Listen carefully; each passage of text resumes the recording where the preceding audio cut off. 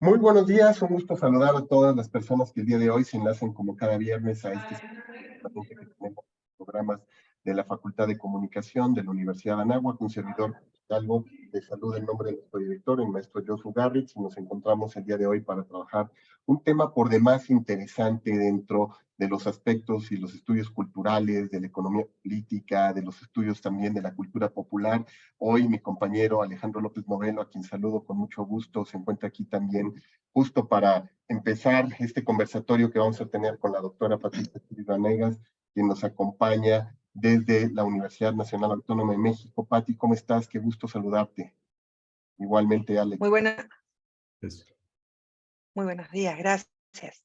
No, gracias a ustedes. Y platicábamos justo del tema tan interesante que el día de hoy vas a compartir con nosotros, Patricia, sobre todo para quienes pues son aficionados al mundo de los deportes, al mundo de la cultura popular, quienes han estado inmersos sobre todo con el desarrollo de la cultura mediática también de nuestro país, pues sabrán que hay cómics, películas, ¿no? Series donde este tema del que vamos a hablar el día de hoy, que es la lucha libre mexicana como una industria creativa y su importancia como patrimonio de la Ciudad de México, pues se vuelve un ente fundamental. De hecho, yo creo que cuando colegas como Ernesto Piedra se preguntaban cuánto vale la cultura, pues también había un subapartado y cuánto valdrá la cultura popular y particularmente una industria como lo es la de la lucha libre que genera para un país como el nuestro en términos de manifestaciones y expresiones identitarias, como referencias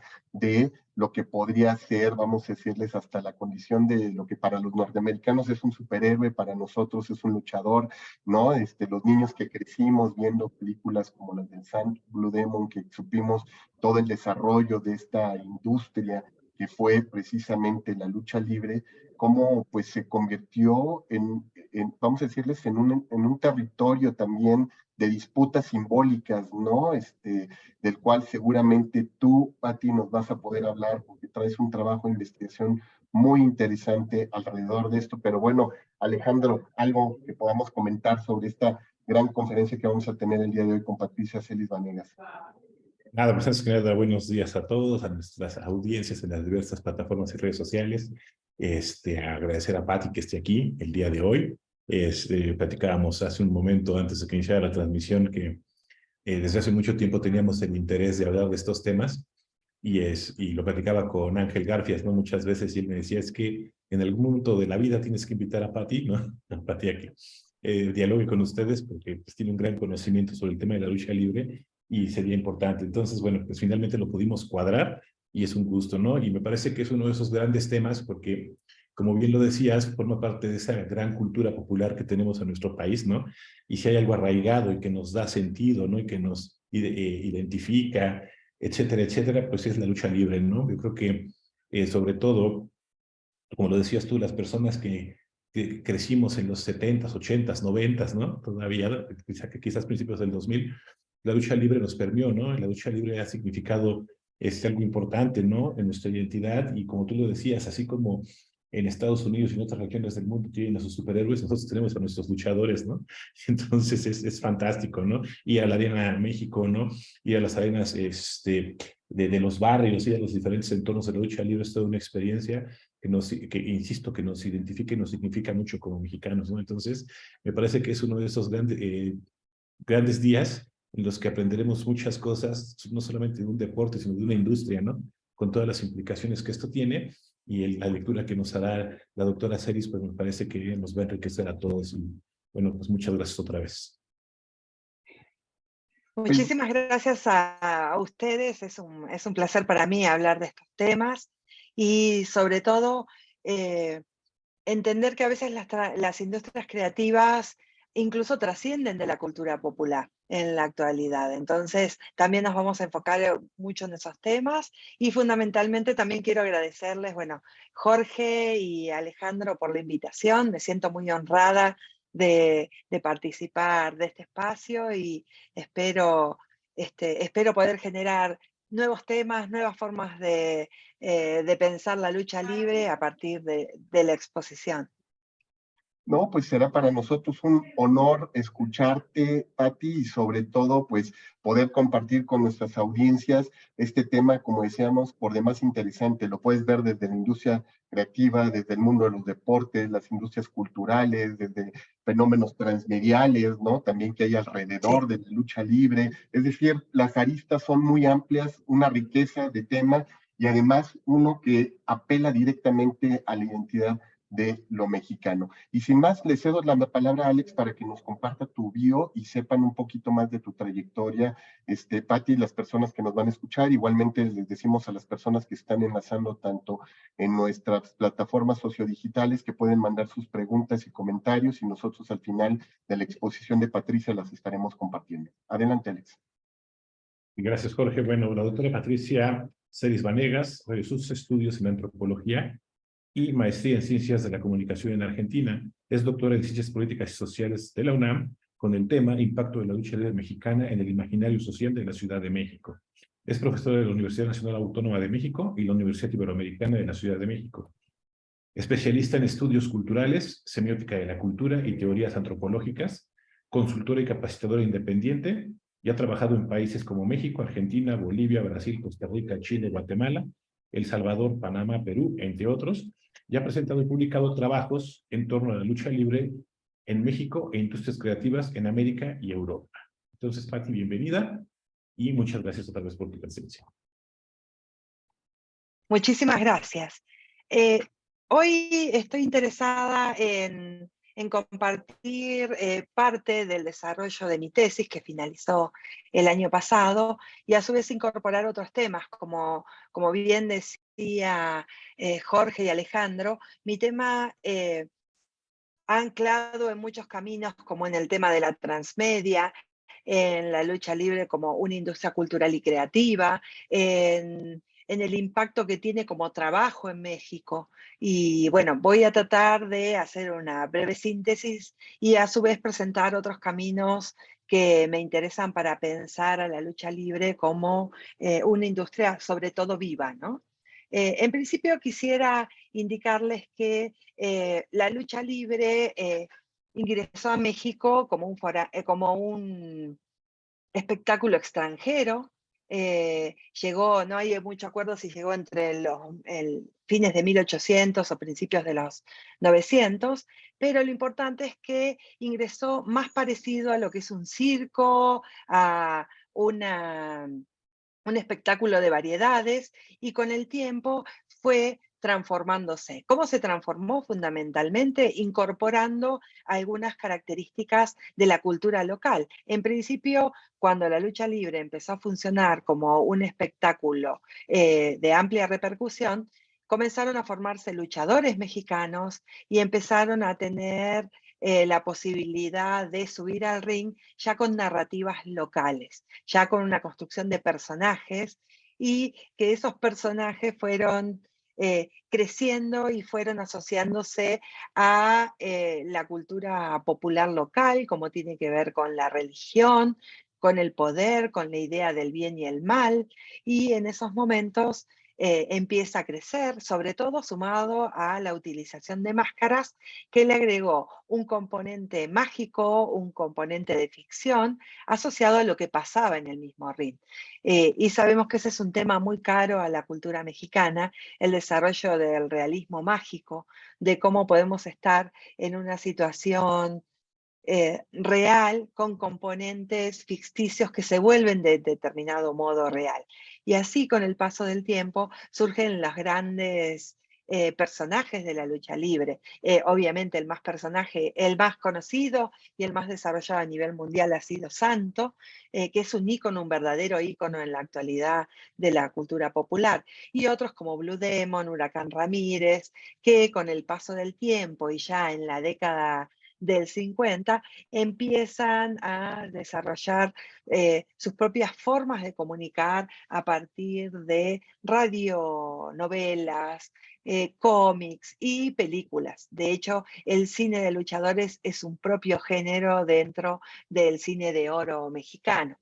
Entonces, a partir de esos momentos ya se masifica la lucha libre y sale de los primeros grupos que fue trabajando, de los primeros espacios, para constituir espectáculos específicos en sus propias arenas. Pensemos que en el resto del mundo no hay lugares o recintos dedicados a la lucha libre, como en México sí existe para este deporte espectáculo.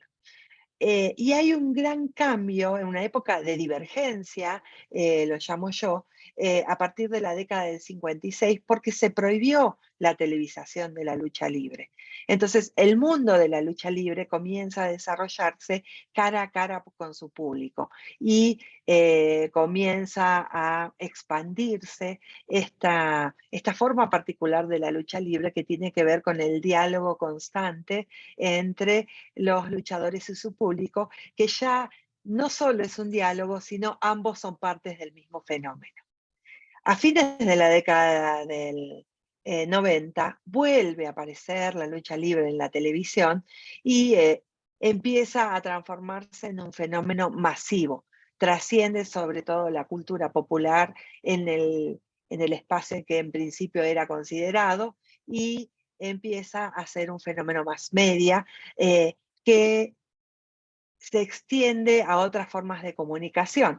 Y vamos a ver, bueno, quería comentarles que a partir de los 2000 empiezan a utilizarse profundamente las redes sociales, no solo para la construcción de personajes, sino también para el desarrollo de nuevas formas de comunicación y venta de los productos asociados a la lucha libre. Todos conocemos bastante o poco de la lucha libre, pero sí lo importante es mencionar para distinguirla de otros fenómenos, de otras latitudes, que la lucha libre mexicana se construye sobre la narrativa elaborada en torno a personajes que encarnan los luchadores, la utilización de máscaras que le da esa posibilidad de generar otras formas de ficción sobre lo que está ocurriendo arriba del escenario. La construcción, como ya lo he mencionado, de narrativas, o sea, de historias particulares que de algún modo evocan la vida cotidiana mexicana, puede ser a partir del bien y el mal, a partir de el poderoso y el débil, a partir del rompimiento de las reglas. Luego intervienen también sobre las narrativas la idea del verosímil. ¿Qué quiere decir esto? Que cuando nos encontramos ante un espacio, un recinto donde se lleva a cabo una performance dedicada a la lucha libre mexicana, los espectadores funcionamos como parte de un como si eso está ocurriendo tal y cual se viene a mostrar. En la lucha libre, si bien el virtuosismo se festeja, lo importante es qué historia se está contando y cómo el espectador está inmerso en la historia. La inmersión va junto con la construcción del verosímil o de una idea de lo que está pasando efectivamente y realmente está pasando. Por otro lado, la lucha libre mexicana tiene una particularidad con respecto a la lucha libre japonesa, americana, norteamericana, la utilización del llaveo, o sea, el desarrollo de la técnica como una base y la exposición de esa técnica como una base para la construcción del espectáculo. Otro de los componentes tiene que ver con las dinastías. Las dinastías en la lucha libre son las familias luchísticas que a lo largo de generación en generación en generación van manteniendo vivo el patrimonio y todas aquellas técnicas y aquel desarrollo escénico que van aprendiendo de hijos a padres y de padres a abuelos. Es todo un camino donde la sabiduría del abuelo va pasando a su familia. Y esto genera, por un lado, la organización coherente de las narrativas, de las historias. Hay historias en la lucha libre que llevan más de 60 años de desarrollo, 70 años, donde cada uno de los personajes siguientes a sus antecesores, sigue construyendo esa historia de interacciones. Por ejemplo, en dinastías, acá tenemos la imagen de los dinamita, que en distintos momentos han sabido construir parte de la historia de la lucha libre mexicana. A continuación tenemos el desarrollo de las arenas, como les había comentado, que es un fenómeno exclusivamente local.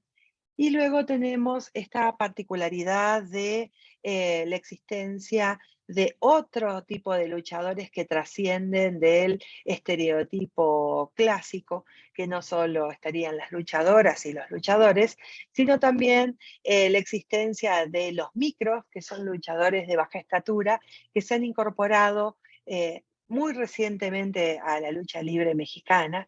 Y por otro lado, los exóticos, que no solo están asociados a la comunidad LGTBQ+, sino también a otras formas de expresión escénica. De hecho, así surgieron en la lucha libre y que vienen a dar variedad al fenómeno local.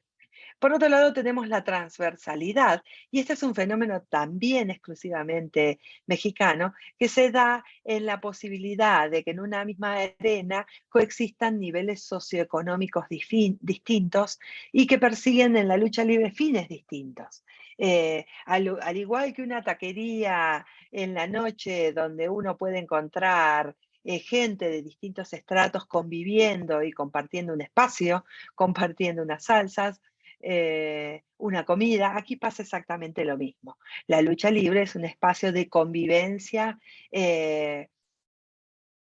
que cruza distintos niveles socioeconómicos y también cruza distintos niveles culturales o socioculturales. En la actualidad no puede sostenerse que la lucha libre solo pertenece a las culturas populares, sino es uno de los espacios dentro de la vida cotidiana mexicana donde pueden interactuar y cruzarse desde la diversión, en este caso, desde la convivencia en un espectáculo, distintos grupos que conviven en la Ciudad de México y que en otros espacios quizás no sea tan fácil la convivencia o no sea tan común la convivencia. Y luego encontramos que las arenas tienen un ritmo ritual, tienen un pulso generado no solo por los luchadores o el mismo espectáculo, sino también el ritmo lo construyen los mismos espectadores, que son participantes de la performance. Y eso es un fenómeno muy interesante porque cuando he entrevistado extranjeros que hablan del fenómeno del turismo y del valor de la lucha libre, ellos siempre expresan que no solo vienen a ver a los luchadores, sino les interesa el fenómeno total donde los espectadores son parte indispensable dentro de las arenas. Y finalmente, otra de las características tiene que ver con la performance. Es un término que se utiliza desde los estudios de performance para hablar de un tipo particular de performance que puede modificar o incluso puede traer a la mente metáforas de la vida social contemporánea que se expresan y que le permiten también al espectador decidir sobre eso y repensar las situaciones sociales que vive fuera de las arenas, ¿no? Entonces, la lucha libre se analiza sobre determinados o fundamentalmente no existía gran bibliografía con respecto a la lucha libre a nivel científico y lo que intentamos hacer es desarrollar caminos de análisis. La lucha libre sí fue analizada como catarsis, como un espacio de contención y expresión de grupos culturales que vienen a pensar emociones, a que vienen a pensar frustraciones y a liberarlas en un contexto controlado y limitado, ¿no? En tiempo y espacio. Por el otro lado, como bien decía Jorge y Alex, la lucha libre se elige como una construcción mítica y en el sentido que tiene sus propios héroes. Héroes urbanos que se presentan cada noche y que están más allá de ser personas cotidianas, sino vienen a encarar otra forma de ver a la cultura mexicana y otra forma de entender la relación entre el bien y el mal, muchas veces lejos de las arenas.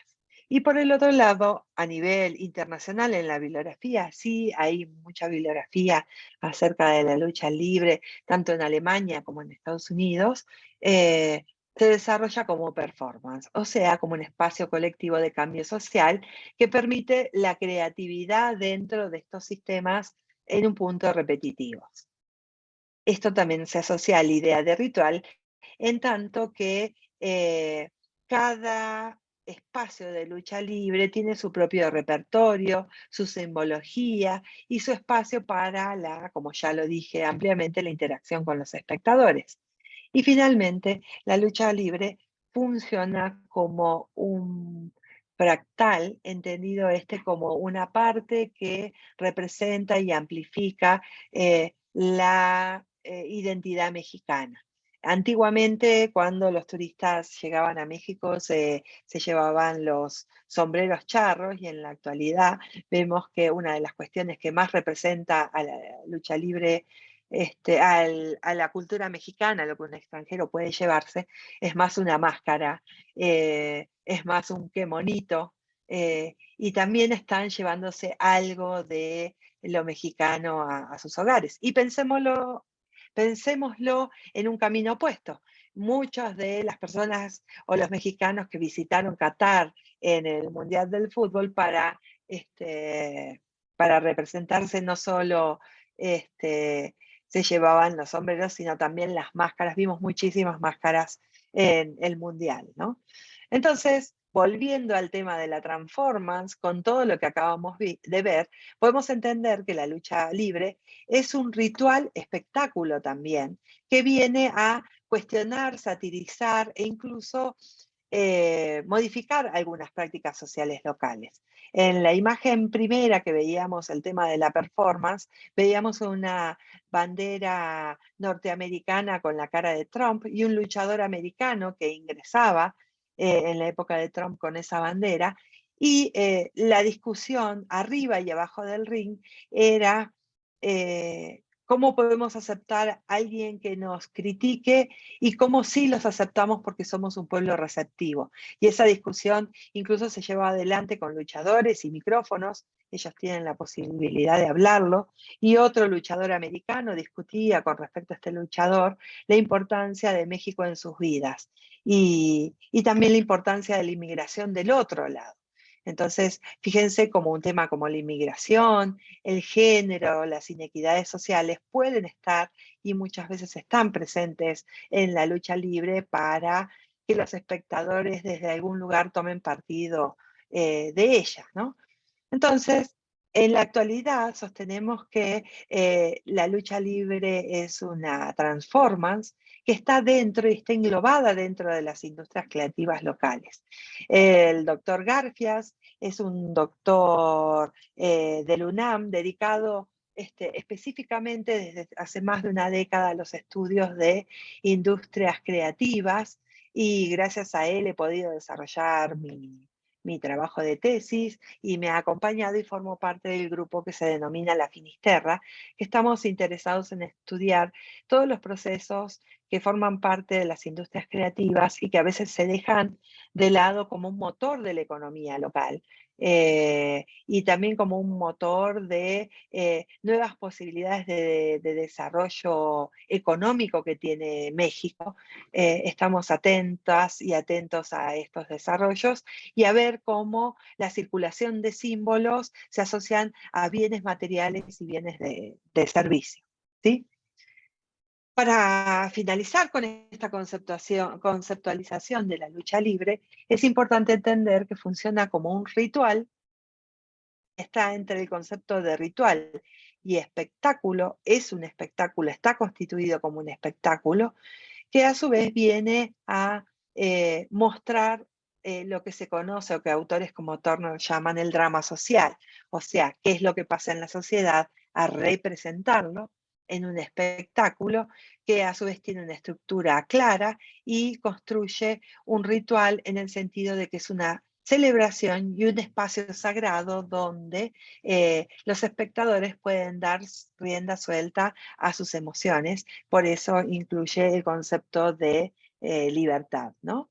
Y en base a esto tenemos la construcción de personajes que tienen determinadas características histriónicas, deben tener una parte de desarrollo de ficciones muy fuerte, una herencia familiar, la mayoría de las personas que se encuentran y forman parte de esto, el carisma como esa cualidad personal de funcionar como un héroe mítico, como ya lo mencionábamos, y la habilidad, porque los luchadores también son trabajadores que tienen un desarrollo corporal y tienen una preparación deportiva altamente calificada. ¿Sí? Entonces aquí vemos esta cuestión que hablábamos hoy, de los distintos tipos de luchadoras y luchadores que aparecen y que se constituyen, y que muestran esta diversidad presente también en la cultura mexicana en otros aspectos, en muchos aspectos, pero tenemos distintas formas de luchadores con distintas corporalidades, distintas expresiones, que permiten entender la lucha libre como un espacio también de convivencia.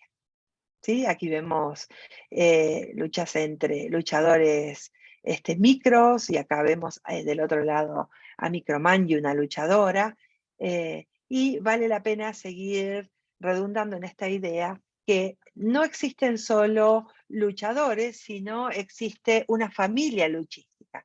¿Y de qué está compuesta?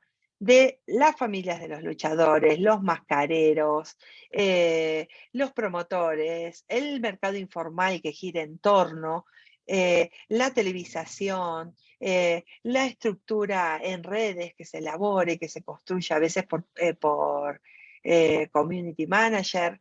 Existen distintos campos donde la lucha libre da trabajo a un montón de personas, cimentado en la cuestión de que al ser erigido en la antigüedad como una característica de la cultura popular, se ha dejado o se ha considerado que muchos de sus desarrollos tenían que ver solo con el mercado informal, y en la actualidad la lucha libre ocupa grandes partes también del mercado formal en cuanto a su desarrollo en las medias, su desarrollo en las arenas y en la construcción también de gimnasios, lugares específicos para la lucha.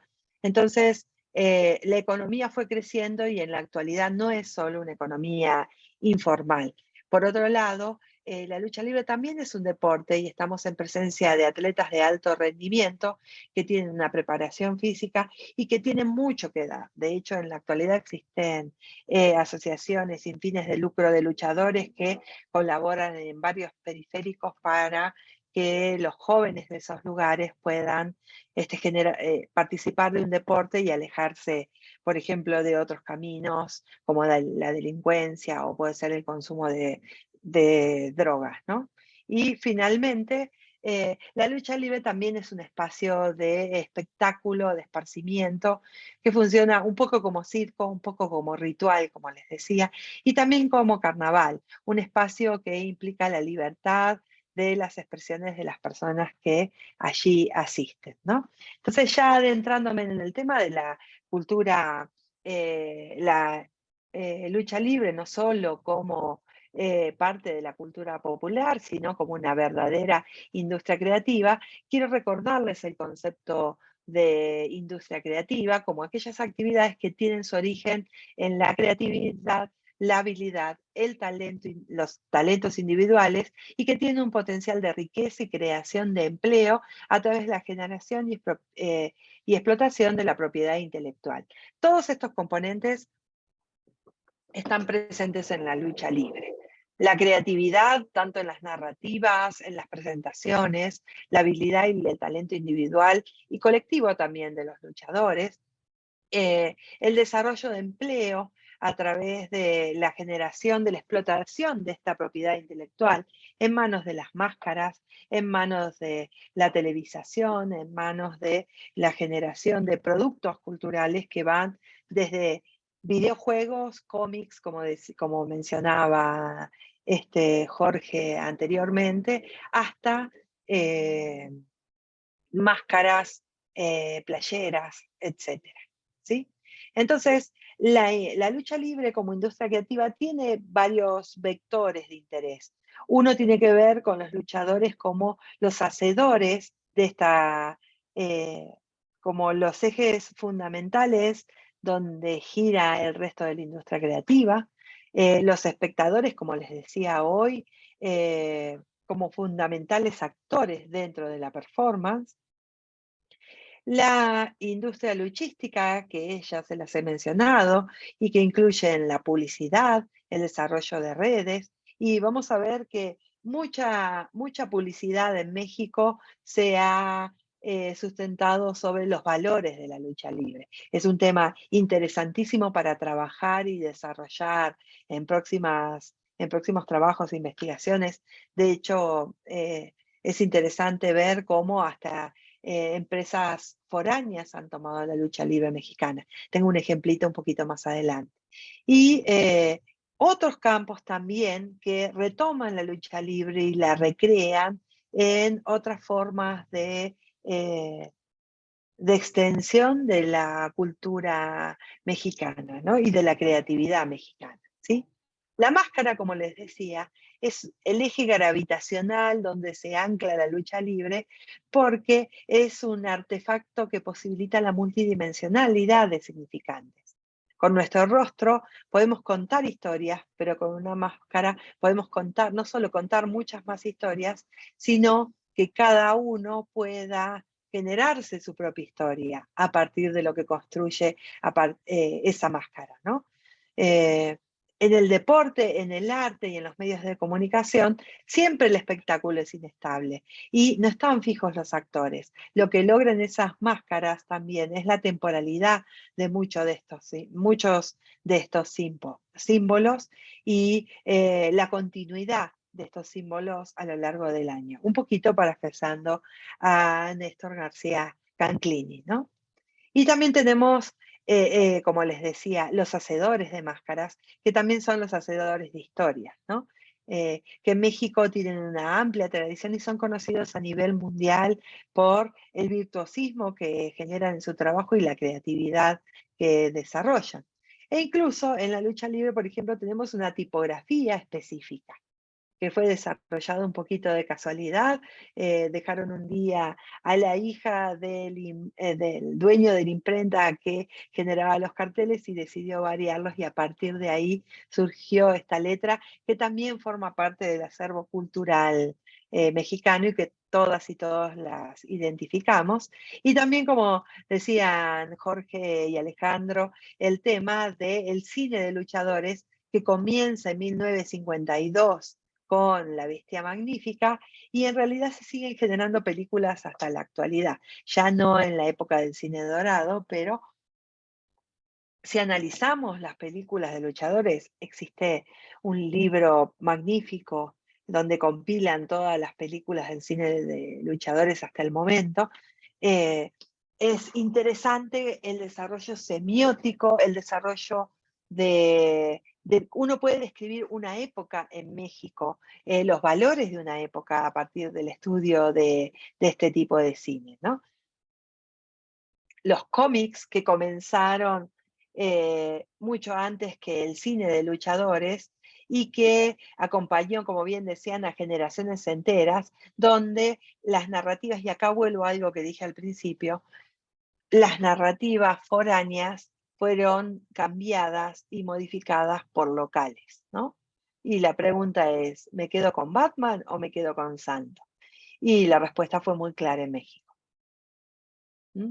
Y en la actualidad siguen existiendo algunas formas de representación gráfica que no son masivas como en otros momentos, pero siguen también sosteniendo una industria dentro de la cultura mexicana, y siguen estando presentes desde nuevos formatos, nuevas estéticas y también con nuevas metáforas del México contemporáneo, ¿sí?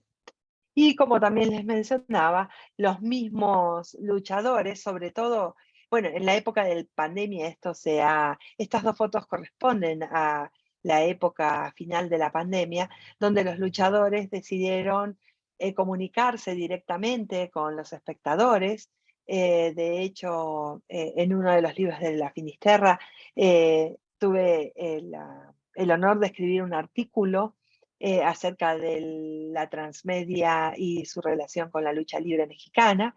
Y a partir de ese momento los luchadores empiezan a comunicarse directamente con sus públicos, sus seguidores, sus aficionados, y comienzan a crear productos. Obviamente en la mayoría de los casos ellos no los elaboran, pero empieza otra forma de vincularse y otra forma de generar merchandising relacionado con esta industria creativa, ¿sí? Y el caso más extremo es que Monito, que ha sido un boom en las redes, ha explotado en las redes, lo sigue haciendo, y todos recordaremos uno que otro meme de ese momento, y él sí elabora los propios objetos y productos que vende. Él sí genera, por ejemplo, las estampas en las playeras, cose sus propios productos, y todo este campo de la lucha libre que hemos descrito se extiende más allá de las arenas. El ejemplo que les mencionaba y que estamos hablando de la publicidad, uno de los más notorios fue el que desarrolló el año pasado Nike para presentar una colección particular de tenis asociados a la lucha libre que venían firmados por luchadores y también que vienen a trabajar sobre otros conceptos contemporáneos que por ahí no están tan claros y que yo les decía que es importante en la lucha libre, como es la diversidad. Si observamos a esta luchadora y vemos sus piernas, vemos que no es una mujer convencional por la utilización de vello, pero arriba vemos una trenza, vemos que tiene los labios pintados. Entonces Nike jugó con esta idea de diversidad en la publicidad, no de un lugar tan claro, pero sí, sí está presente y sí claramente lo podemos distinguir, ¿no? Entonces acá no solo estaban hablando de la lucha libre como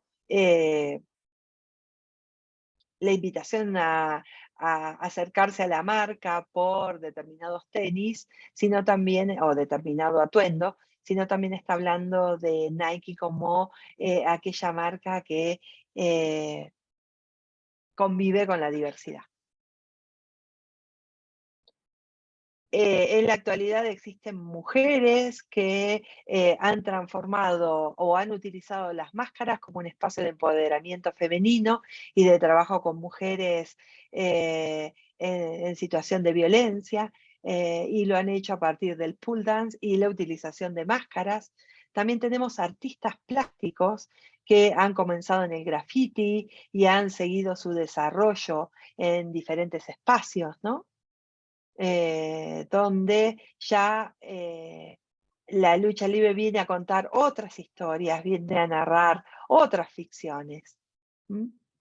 Y las encontramos en artistas plásticos tan importantes como Miguel Valverde, bueno, Liliana So, conocidos a nivel internacional, y luego retomarlo desde otros lugares. No sé, bueno, varios deben conocer El Santos versus la Tetona Mendoza y toda la secuela, que incluso llegó hasta una versión animada, o el tema del cine contemporáneo, donde la lucha libre ya no es la protagonista de la trama, sino el lugar de los luchadores como partes de una sociedad que muchas veces los segrega, en esta magnífica película de Arturo Ripstein, que también ha tenido premios internacionales, o el desarrollo de los famosos muñequitos, que hoy es una industria millonaria a nivel internacional, el precio de estos muñecos, cómo se hacen, cómo se fabrican y cómo se venden,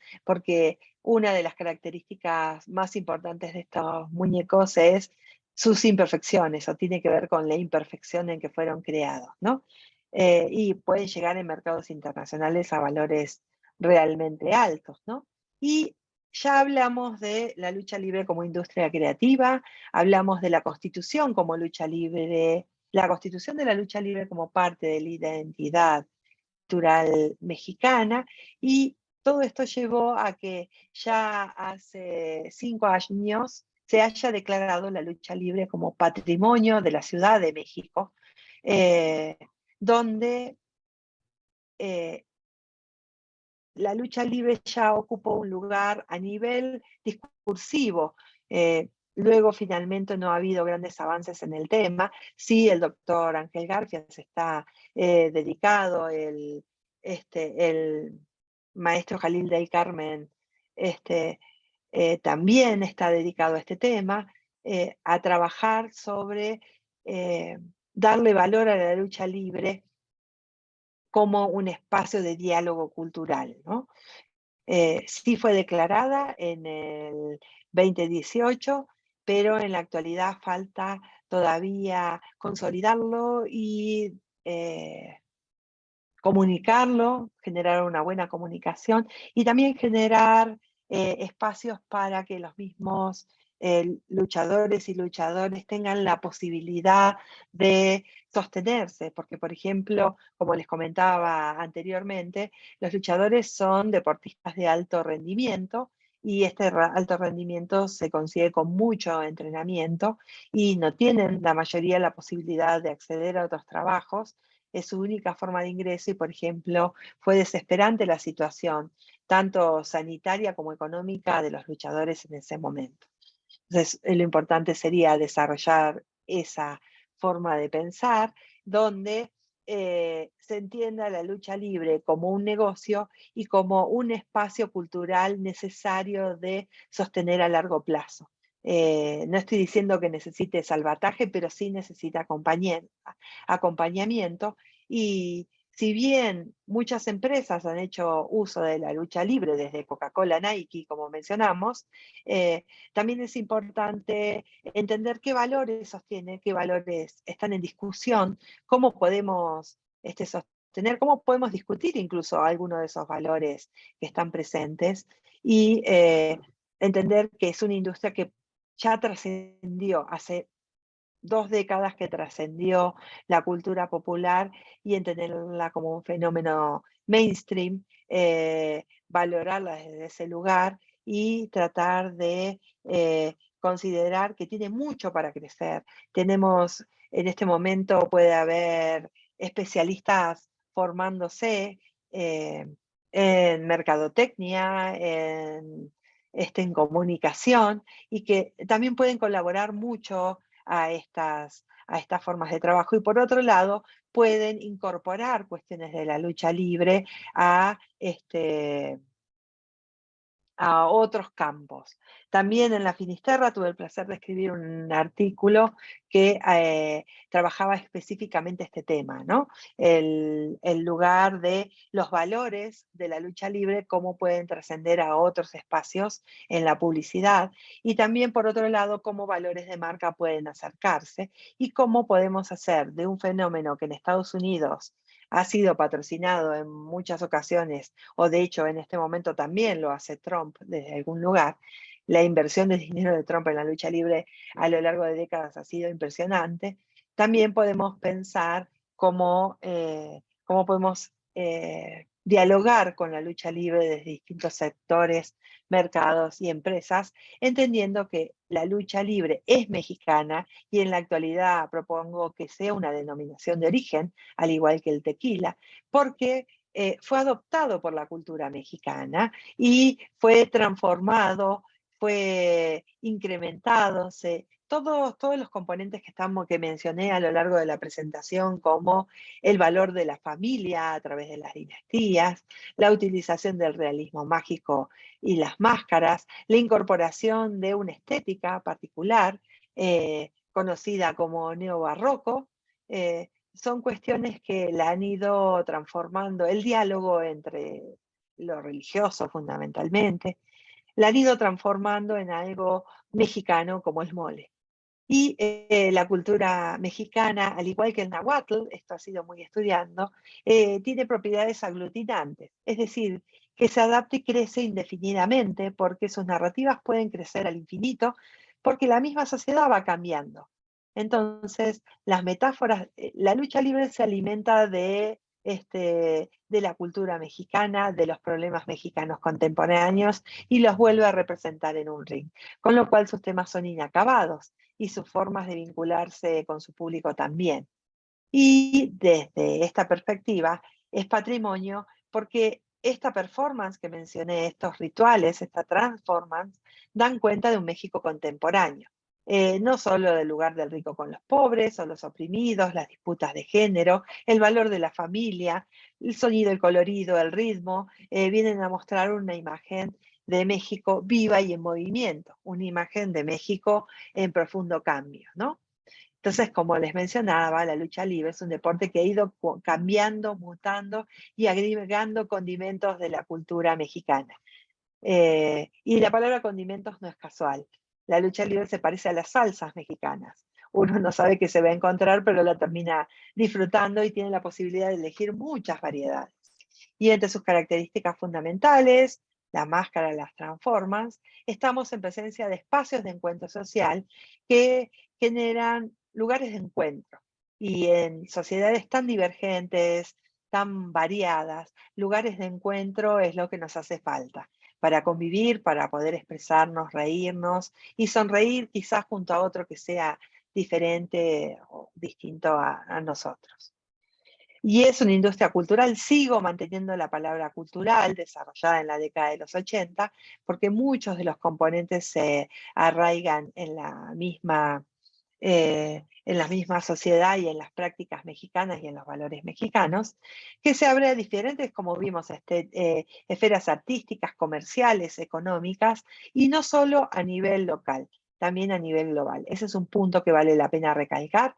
La lucha libre hoy es un fenómeno, vamos a llamarlo global, que une lo local y que se exporta y que tiene un valor de exportación altísimo. En la pandemia, los grandes índices de consumo del streaming estaban en el extranjero y en la actualidad sigue siendo un foco de interés altísimo para muchos turismos. Y el turismo es otro punto crucial para entender qué está buscando un extranjero cuando visita México, cuando nos visita, y qué le está dando la lucha libre, que salen tan felices y tan emocionados, y es la primer fuente de recomendación extranjera, el paso por la lucha libre, ¿no? Entonces, la lucha libre va a estar siempre, como todo fenómeno comunicacional, en un proceso de circulación social.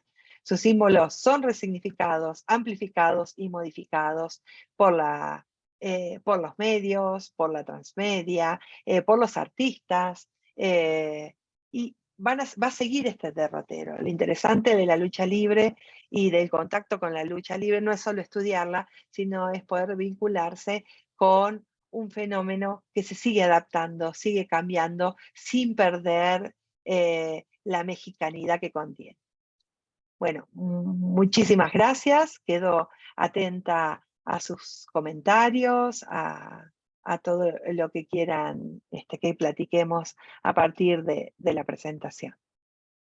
Muchísimas gracias, Patricia. Sin duda, un tema con grandes aristas, muchas vetas por las cuales se puede estar explorando este fenómeno que, como bien decía, y pues de hecho me dejaste pensando mucho cuando hablabas acerca de cómo impactó a la industria de las luchas el fenómeno del COVID-19, porque vimos cómo otros segmentos, como fue la industria musical, el teatro, pues migraron a fórmulas como el teatro en casa, ¿no? Hacer streamings, live streams. La industria de las luchas, pues me imagino que por todo lo que implicaba del contacto uno a uno, pues no tenía esta facilidad, ¿no? No es lo mismo que de pronto digas, bueno, como grupo musical nos conectamos en 4 pantallas, hacemos un live session y cada quien es de su casa. Aquí cómo hace simulaciones, ¿no? No sé si alguno de ellos habrá migrado a la fórmula de ser una especie de TikToker contando sus experiencias, ¿no? Hablando, porque sabemos que fueron como betas de que se empezaron a desarrollar en otros segmentos para potenciar el modelo económico. O si el merchandising, como dices tú, que logran generar algunos de ellos como parte de su atuendo, pues les permitió a lo mejor explotar, sobre todo para el tema de la supervivencia, y qué tanto esto como modelo que se desarrolló para el tema de la pandemia, pues permanece hoy en una de las prácticas ya de los luchadores, que a lo mejor alguno de ellos encontró que había la posibilidad de generar otros modelos de negocio para seguir creciendo y potenciando la industria. La pandemia vino a traer un cambio crucial en los temas que estás indicando. Al cerrarse las arenas, los luchadores se quedaron sin trabajo. Y en ese momento, en plena pandemia, realicé un trabajo con los luchadores. Se llama Luchadores en tiempos de COVID. Y en ese trabajo, que es de pronta publicación en Estados Unidos, lo realizamos junto al doctor Garfias, y ahí tratamos el tema de esta imposibilidad no solo de trabajar, sino de entrenar. Y estamos hablando de deportistas de alto nivel que deberían y tenían que seguir entrenando para poder mantener su estructura física. Entonces, el primer punto estuvo relacionado con sobrevivir sin trabajo en la primera época. Y la mayoría, cuando en la encuesta preguntaba qué es lo que más extrañas de la lucha libre, fue unánime la respuesta, increíblemente. Lo que más extrañaban era la afición, extrañaban a las personas que interactuaban con ellos en las arenas. Entonces, la primera salida fue vincularse directamente con sus aficionados. Comenzó el desarrollo de redes fuerte, muy fuerte. La relación en principio por Facebook, porque era la que tenían, después siguieron a Instagram, muchos migraron a TikTok.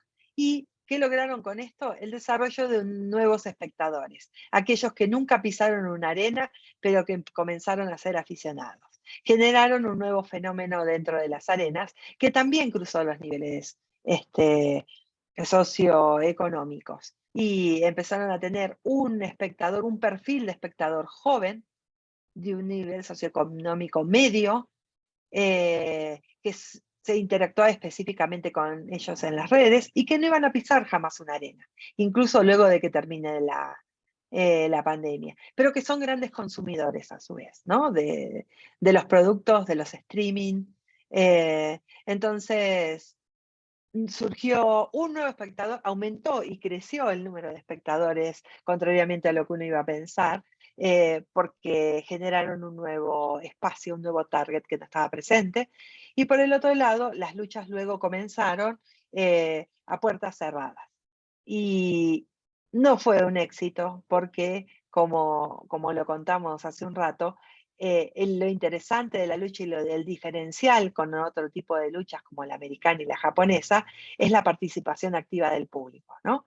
Entonces duró un tiempo y lo que pasó, en ese tiempo hacíamos muchas entrevistas o trabajábamos en las redes y nos decían, ¿va a morir la lucha libre?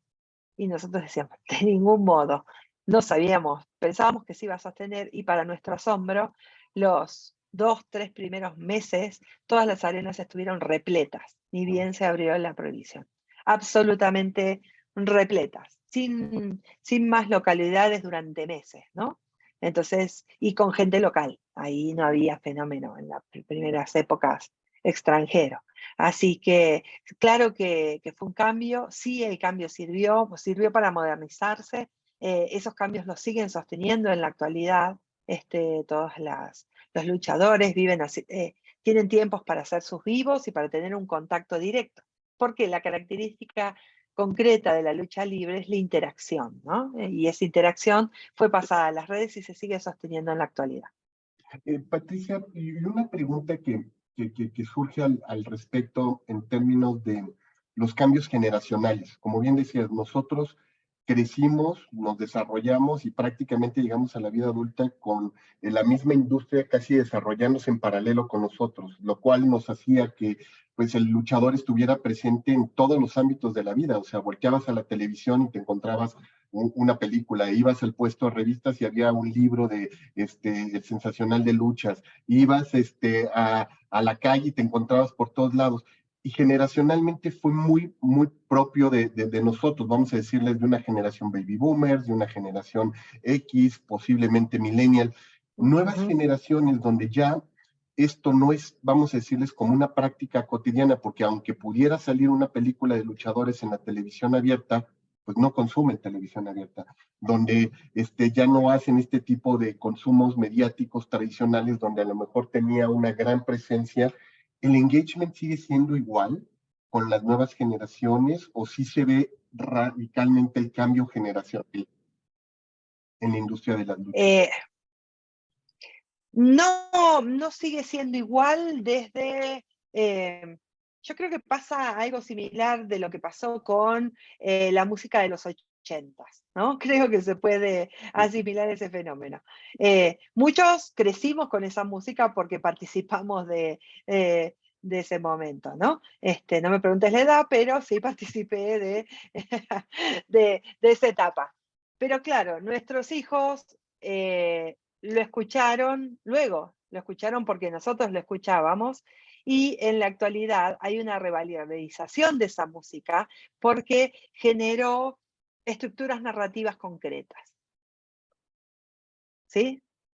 Generó, no quiero ser redundante, construyó, creó géneros específicos, ¿no? Entonces, cuando un fenómeno comunicacional construye un género, ese género puede sobrevivir. La lucha libre, obviamente el engagement que generó con las primeras, con las primeras generaciones fue directo y fue emocional. Pero el otro está intermediado emocionalmente. O sea, no es la lucha libre y la emoción en nosotros. Me imagino que ustedes jugaron a las luchitas. Yo hice un trabajo de investigación sobre aficionados y no aficionados de la lucha libre. Y investigué más gente que no le interesaba la lucha libre. Entonces, dentro del estudio, una de mis preguntas, en todas las generaciones, trabajé con jóvenes, bueno, desde hasta 18 años, todas las generaciones en adelante trabajé, y les decía, nómbrame al menos 2 luchadores. En toda la encuesta, todo el mundo, es increíble. No existe alguien que no lo haya mencionado. Algunos de esos, los 2 luchadores, lo curioso es ponían a Nacho Libre como un luchador. Pero eso es de otra generación, ¿no? Claro. No era Santo. El primero que salía por recordación era Santo, obviamente, pero nombraban otros. Nómbrame alguna película. Y algunos ponían Santo y X, ¿no? Y otros ponían Santo y las momias de no sé dónde. O otra, Santo y los monstruos de Guanajuato, como mezclaban, pero sí sabían de la existencia de ese contenido, ¿no? Una canción, ponían la letra de la canción, Santo Cavernario. Y otros ponían canciones más contemporáneas, como una asociada a místico. Entonces, hay una recordación de toda la población de la lucha libre, pero hay distintos tipos de contacto. En algunos fue el contacto directo, pero la lucha libre construye un género un género narrativo mexicano particular. Entonces todo el mundo lo conoce, obviamente el engagement es distinto, pero, con el desarrollo de la transmedia, los videojuegos, la lucha libre se parece más a un videojuego que a otro fenómeno. Y si le preguntamos a la gente que está aquí presente, menor de 25 años, todas han jugado videojuegos. Entonces el acercamiento es fundamentalmente distinto, pero no menor, porque también sabemos que la lucha libre construye emocionalidad, y hoy en mercadotecnia sostenemos que la emocionalidad es la fuente de las decisiones, ¿no? De cualquier tipo. Entonces, estamos ante... La lucha libre sigue siendo potente como decisor, ¿no? Y como amplificador de emociones. No sé si desde el mismo lugar, y sería interesante trabajar con las nuevas generaciones específicamente. ¿Mm? Alejandro. Muchas gracias, Pati. Gracias, Jorge. Bueno, pues nada, antes que nada, felicitarte por esta presentación que me parece que dimensiona, ¿no? Pone en su justa dimensión a la lucha libre, ¿no? y no solamente desde el tema de espectáculo, ¿no? Me llama mucho la atención estas categorías que empiezas a construir, ¿no? Para explicar un fenómeno, como tú bien lo dijiste, que es muy complejo, ¿no? Desde su origen y sobre todo también es básicamente a partir de ser un fenómeno social muy singular, ¿no? Entonces, tus categorías de ritual espectáculo, ritual entretenimiento nos abren nuevas perspectivas, ¿no? De cómo se podría investigar, ¿no? Este fenómeno, y no solamente dejarlo en el nivel de espectáculo, ¿no? Y también me llama mucho la atención este mapa que haces para presentarnos a esta industria creativa, ¿no? Porque el tema con las industrias creativas de repente es que hablamos de ellas, ¿no? Pero cuando nos dicen, a ver, explícame por un ejemplo una, ¿no? ¿Cómo la podríamos observar? Y cuando nos presentas a la lucha libre como industria creativa y nos dices que está conformada por luchadores, ¿no? Que es lo más significativo. Espectadores, ¿no? Que son los que gastan, consumen, hacen, ¿no? Industrias luchística, todo lo que gira en torno, ¿no? Y más allá de las audiencias y todo, es como empezamos a entender realmente cómo se construye o cómo se puede presentar una industria, ¿no? Y esto nos podría llevar a otros muchos ejemplos, ¿no? Y también otros alcances, ¿no? Que nosotros hemos observado a lo largo de nuestro crecimiento. Por ejemplo, en mi caso, ¿no? Preguntabas quién no jugó a las luchitas. Pero yo creo que diario jugaba las luchitas con mis hermanos, ¿no?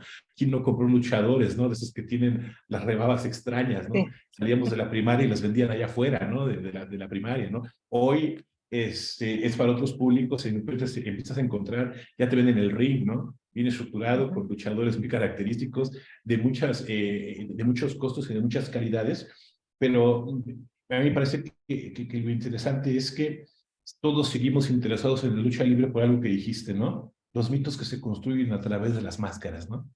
Todos los que conocimos al santo, ¿no? Quisimos conocer alguna vez al santo, ¿no? ¿Sí me explico? Sin máscara, Sí. ¿no? Hoy si conoces a algún luchador, pues la gente, un par de personas saben que son luchadores, ¿no? Pero el mito sigue estando ahí, ¿no? ¿Quién es, no? ¿Qué hay detrás? ¿Quién es ese personaje, no? Entonces, preguntarte, ¿no? ¿Qué fue lo más difícil para la construcción de esas categorías que nos presentas? Bueno, a ver, hay muchas cosas difíciles. Primero, creo que lo más difícil es trabajar con la lucha libre más allá de la arena. Eso fue lo más difícil, conocer al luchador como trabajador, y comprender un poco. Tuve que aprender de muchos temas, sobre todo lo relacionado con el deporte, que en ese momento no conocía, pero lo más difícil también fue dimensionarlo. ¿Es una industria creativa? ¿Forma parte del mundo o de la industria del entretenimiento, que tiene sus propias lógicas? Entonces tenemos las lógicas de la industria creativa, ¿no? De los hacedores de nuevas experiencias. Por el otro lado, la industria del entretenimiento. Por el otro lado, la lucha libre como ritual, como carnaval. No hay que olvidarse que ahí adentro pasan cosas, ¿no? Y por otro lado, la lucha libre como hacedor no hacedor, reinterpretador de pautas culturales, ¿no? Entonces, tratar de unir performance con industria creativa, entretenimiento. De hecho, hay un capítulo en mi tesis que habla de entretenimiento y ritual. Eso fue lo más complicado, ¿no? Porque pensándolo un poquito lo que dices, se podría. Otras ramas del entretenimiento también podrían ritualizarse o podrían organizarse si se piensa desde ese lugar. La industria creativa también puede pensarse como entretenimiento. Hoy no está considerada, y no estoy hablando solo de la lucha libre, ¿no? Sino ver esa parte de entretenimiento, ver esa parte de ritual y ver esa parte de construcción social que trasciende al mismo fenómeno, ¿no? Entonces, la construcción de la complejidad era lo más difícil, sin dejar de darle peso a cada una, ¿no? Y estaba pensando con lo que decías, un día de muertos, hace ya varios años, creo que yo todavía no vivía acá, hace 5 o 6 años, veo que por la avenida 5 de Mayo, en el centro, un Día de Muertos, a la noche, no el Día de Muertos, la noche de las Catrinas, esa noche, vi que esa calle estaba colmada de gente, todas corriendo, pero corriendo a los gritos, ¿no? Yo venía de Madero y de golpe veo, pero miles de personas.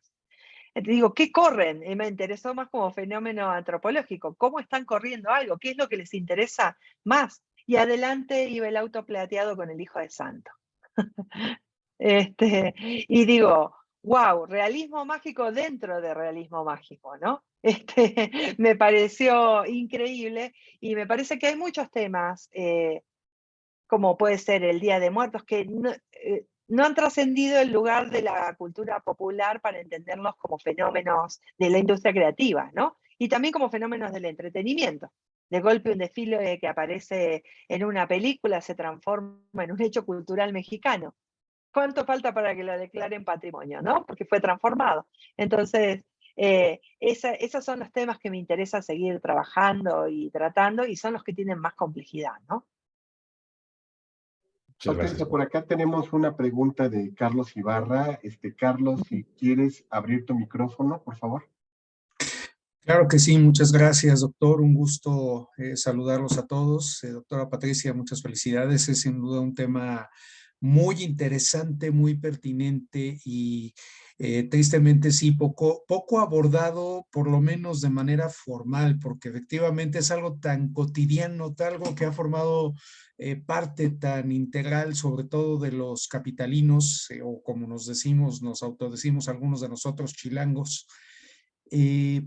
Algo que me gustaría preguntarle, doctora, de manera muy puntual y que por lo menos mi percepción es que se vio interrumpido en la pandemia, es el tema de género. Tuve oportunidad, por ejemplo, alguna vez, hace algunos ayeres, de leer en Vice un reportaje acerca de el primer luchador abiertamente gay en la historia de la lucha libre mexicana y en la Arena México.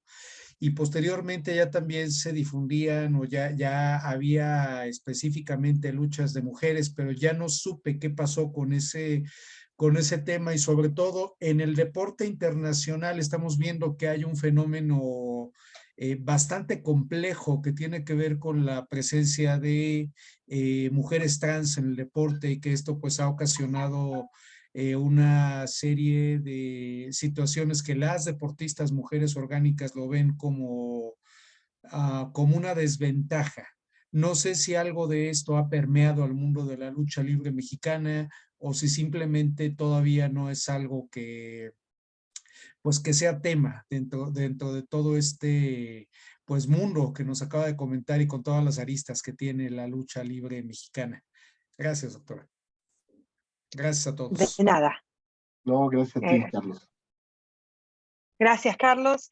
A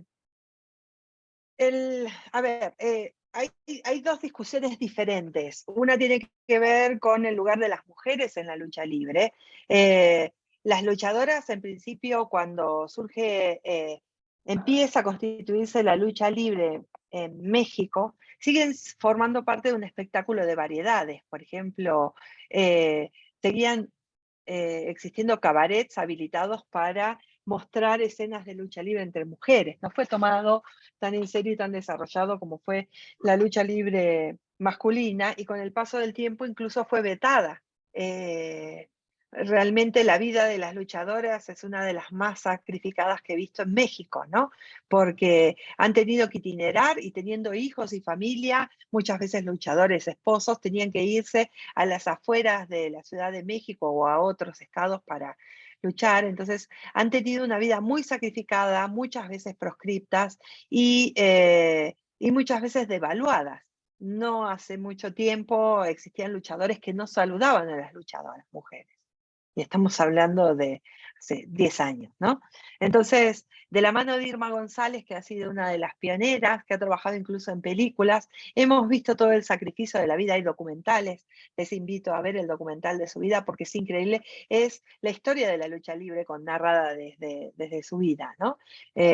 Muy interesante. Entonces, ellas también han sido proscriptas, han sido limitadas, han estelarizado recién en los últimos 5 años carteles de lucha libre. Siempre están en lugares menores. Y los luchadores exóticos existen desde el origen de la lucha libre. Eran luchadores que en principio aparecían con su peluquero, pero no estaban asociados a la cuestión más política políticas de género, me estoy refiriendo, que están en la actualidad. Entonces, era exótico por raro, pero no estaba caracterizado. Hasta la década de los 80 se mantuvo esta perspectiva y recién en manos de luchadores como Casandro, Pimpinela Escarlata, con estos luchadores aparece la cuestión de género presente en las arenas. Y ya se empieza a asociar la elección o la preferencia de cada luchador con su actitud arriba del ring.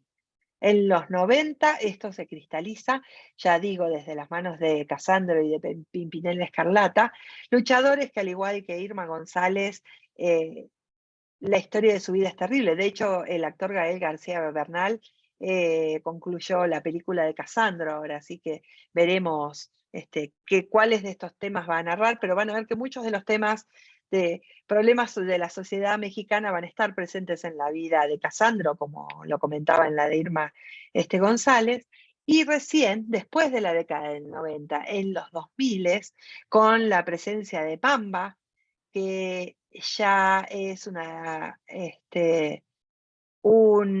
luchadora que cambia las ideas con respecto a sí, pertenezco a tal comunidad, pero puedo pertenecer a otras. Es la primera que ingresa al ring con una bandera de la comunidad LGBT+, y a partir de eso ocupa un lugar político, estableciendo contactos no solo con sus seguidores de lucha libre, sino también con personas del colectivo para hablar de problemas que tienen que ver con el colectivo, del respeto, del cuidado, de cómo deben hacer valer sus derechos.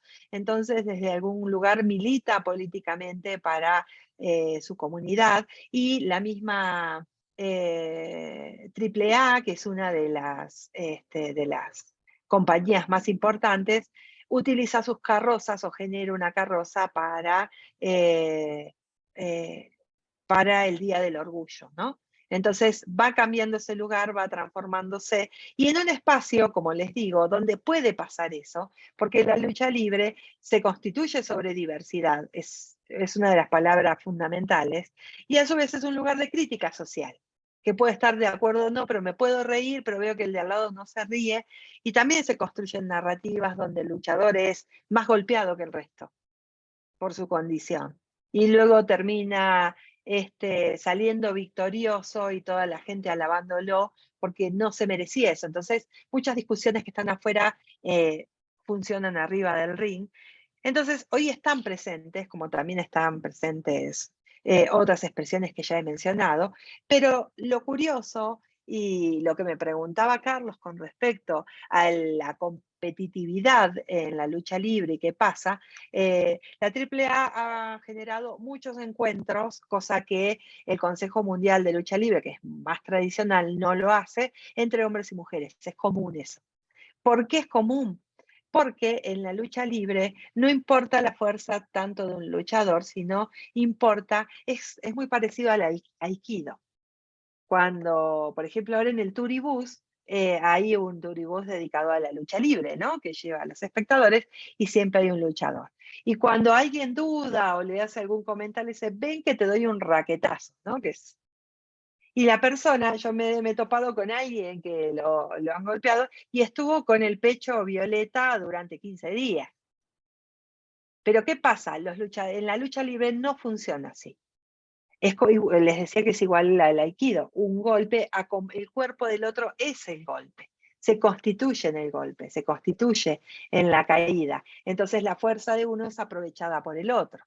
Con lo cual no tenemos esta desventaja competitiva porque siempre en la lucha libre es acompañamiento. El luchador no depende de sí, depende del otro. Siempre, siempre depende del otro luchador. Necesitan la fuerza mía se expresa en lo que el otro decide hacer con su cuerpo. Entonces, es un deporte de no resistencia. Por eso pueden existir luchas mixtas, ¿no? Y la ventaja competitiva. Por ejemplo, Mamba, que es esta luchadora que menciono, participa tanto en luchas con mujeres o en luchas con hombres. No importa el lugar, e incluso puede haber luchas entre mujeres y hombres, o incluso puede haber luchas de diferente tonelaje. Si bien no es lo indicado porque es un esfuerzo físico de ambas partes mucho mayor, puede convivir. Entonces, no es un problema competitivo para la lucha libre porque en el fondo la competencia en la lucha libre es la no competencia, o sea, la no resistencia y el trabajo solidario arriba del ring. Pues Patricia, un mundo fascinante el que nos estás compartiendo y seguramente con muchas aristas y más cuando, como bien lo dices, pues el ring se convierte en el campo de batalla de la lucha simbólica, ¿no? También por las inclusiones, las resignificaciones, las formas ritualísticas que están detrás de todo ello. Pues nosotros tenemos que agradecerte muchísimo, Patricia, gran webinar que tuvimos contigo y no quisiéramos cerrarlo sin antes darte un reconocimiento hoy de manera virtual. Esperemos que próximamente te lo podamos compartir de manera presencial. Este reconocimiento por haber impartido el webinar La lucha libre mexicana como industria creativa y su importancia como patrimonio en la Ciudad de México. Doctora Patricia Celis Vanegas, muchísimas gracias por haber estado el día de hoy con nosotros en este espacio. Muchísimas gracias, el placer es mío y me siento muy orgullosa de la invitación y de haber estado presente en este diálogo con la Universidad de Anáhuac. Muchísimas gracias. Gracias a ti, Patricia, gracias Alejandro, les dejamos para que la próxima semana nos puedan acompañar en este espacio que vamos a tener también de reflexión. ¿Quién estará con nosotros la próxima semana? Alex, si puedes adelantar. Creo que sí, Jorge, va a estar la maestra Jimena Giselle Caballero Contreras, que es estudiante del doctorado en la Universidad Nacional Autónoma de México. Nos va a hablar de un tema sumamente interesante y me parece que viene bien también. Es el de Girls and Games, la participación femenina en el sector de los videojuegos. Esto será la próxima semana, como siempre, y muchas gracias a ti, Pati, otra vez por tu participación. Muchísimas gracias, Pati, Alex, amigos del auditorio, muchísimas gracias a todos. Los esperamos la próxima semana. Que tengan un excelente día. Hasta luego.